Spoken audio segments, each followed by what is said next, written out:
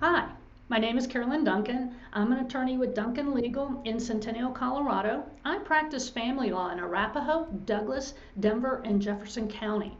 Today I want to talk about maintenance. A lot of people know it as alimony. What do you need to qualify for maintenance if you're going through a divorce? In Colorado, we have a statutory formula.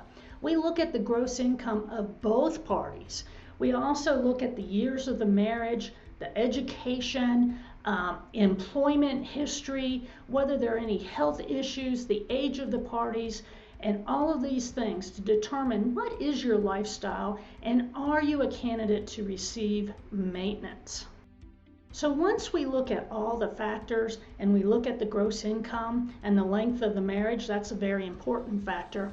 You can have all the needs in the world that you need additional money for a specific period of time. However, if the other party doesn't have the ability to pay, it's kind of tough to get blood from the turnip.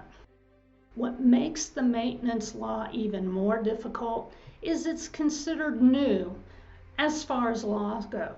It's been around for about 10 years, and we're just now getting guidance from the Court of Appeals and the Colorado Supreme Court as to when do we follow the guidelines as opposed to when we don't.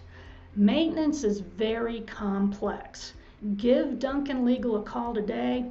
Let us look at your options and help you through this difficult time.